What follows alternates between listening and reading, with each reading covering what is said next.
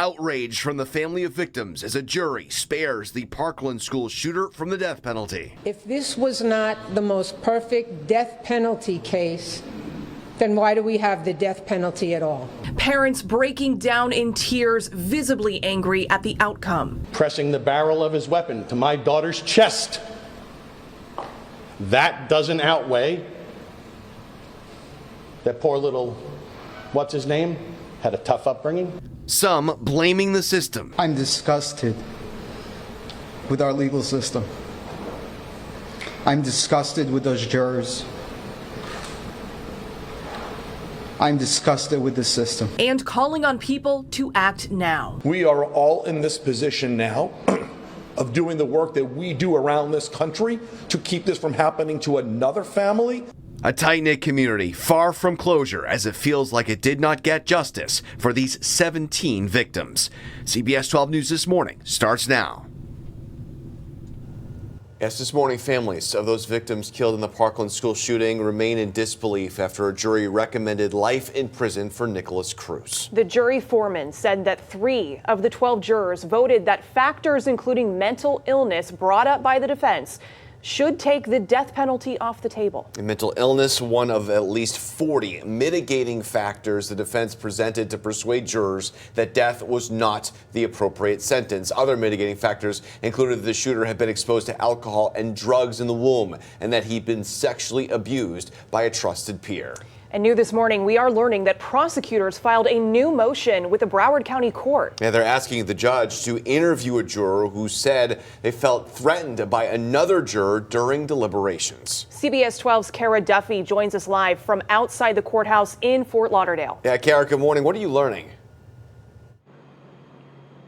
Good morning, Matt and Danielle. Yeah, state prosecutors, they filed that motion last night asking the judge who presided over this case to have law enforcement interview that one jury member after, as you mentioned, she said she had felt threatened during the jury deliberation process by a fellow juror. Now, the 3-page filing by the Broward State Attorney's Office, it says that after the killer was handed down a life sentence instead of the death penalty, so-called Juror X called the prosecutor's office and reported that during deliberations, she received what she perceived to be a threat from that fellow juror while in the jury room. According to the motion, the state did not call Juror X back and instead filed the notice to the court saying that they want an investigation into this, quote, serious allegation because a crime may have been committed. Now, the formal request does not name the juror in question, but we do know she is a woman from Pembroke Pines. And Matt, Danielle, it is unclear if the judge will be moving forward with the prosecution's request here, but this case far from over. As expected, a lot of legal proceedings and developments expected in the near future.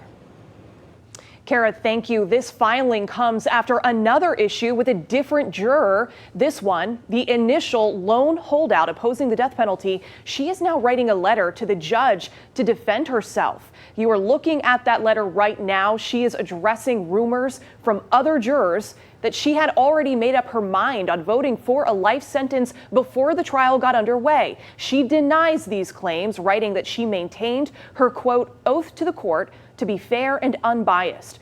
The juror wrote that deliberations were very tense and that some jurors became very unhappy once she mentioned she would vote for life. And the 12-panel jury selected assigned to its sentencing trial was made up of 7 men and 5 women. The jurors chosen were 2 banking executives and 2 tech workers, a probation officer, a human resources professional, and a Walmart store stock supervisor. Jury foreman said he was disappointed in the outcome, but that other jurors had concerns about the shooter's mental health. That's how the jury system works. Everybody gets their vote. Everybody gets to decide. You know, we went through all the evidence, and some of the jurors just felt that was the appropriate sentence. He said the jurors had made up their minds by Wednesday when they adjourned for the day after nearly 7 hours of deliberations, but that some jurors had wanted to sleep on their decision. Well, that decision did not sit well with many Parkland parents who were outraged the jury did not unanimously support the death penalty. These parents spent months inside this courtroom reliving the murder of their kids with gruesome testimony and graphic videos. They spoke out moments after the verdict was read, calling this ruling another gut punch. What it says to me, what it says to my family, what it says to the other families is that his life meant more than the 17 that were murdered and the 17 that were shot. I hope he has the fear in him every second of his life, just the way he gave that fear to every one of our loved ones who he murdered. I pray that that animal suffers every day of his life in jail. And he should have a short life. Family members will get to speak on the record when they give impact statements at next month's sentencing. Under Florida law, the judge cannot change the jury recommendation of a life sentence. The public defender says the jury in the case did its job, and that is the way our legal system works. Gordon Weeks did not try to analyze what led to their decision, rather just said the verdict was final. We have to also recognize that the jurors in this case sat through a number of days of very, very difficult, traumatic evidence. And they heard it all, and they weighed it all, and they rendered a verdict. And we have to respect that. The shooter will be taken into custody of the Department of Corrections after being sentenced. He will be transferred likely to the South Florida Reception Center, processed into the prison system, and eventually assigned a prison where he will remain for the rest of his life. We sat down with a criminal defense lawyer in our area with experience in death penalty cases. He says that the jury had to decide which carried more weight. The aggravating factors, like the 17 people killed to impose a death sentence, and weigh that against mitigating circumstances, like Cruz's troubled life, to recommend a life sentence. In this particular case, the mental illness actually won out. And this will be criticized forever. Oh, was he really mentally ill? Was this, a rogue jury? And you're going to hear all those things. And I understand why you're going to hear those things. But they did their job. This is one of the most high-profile death cases since Florida changed the law back in 2017 that requires a unanimous vote to recommend a death sentence. Florida abolished the parole system in the 80s. And this morning, we're also hearing from the governor on the verdict that came down at a news conference in Cape Coral. He pointed out he was disappointed in the outcome. I just don't think anything else is appropriate except a capital sentence in this case. And so I was very disappointed to see that. I'm also disappointed that we're 4.5 years after these killings and we're just now getting this.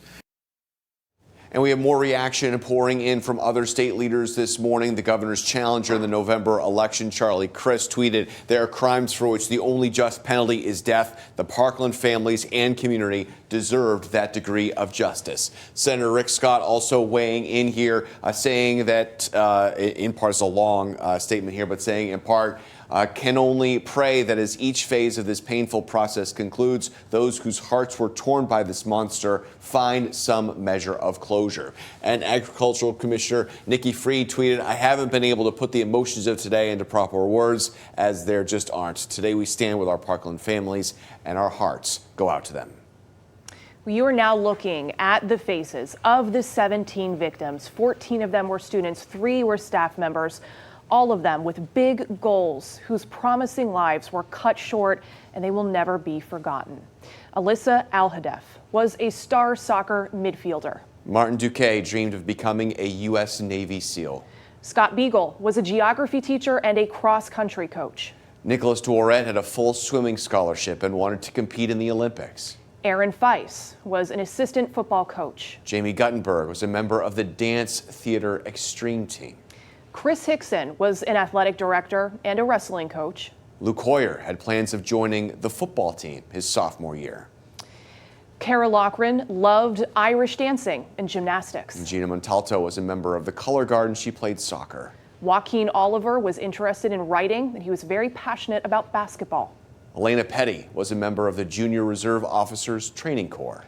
And Meadow Pollock, she was an aspiring attorney, and she was headed to Lynn University in Boca Raton. Helena Ramsey dreamed of working for the United Nations. Alex Schachter was a member of the school's marching band. Carmen Schentrup aspired to work as a medical researcher. Peter Wang, a member of the Army Junior Reserve Officer Training Corps. Stay with us. We have a lot more CBS 12 News this morning when we come back.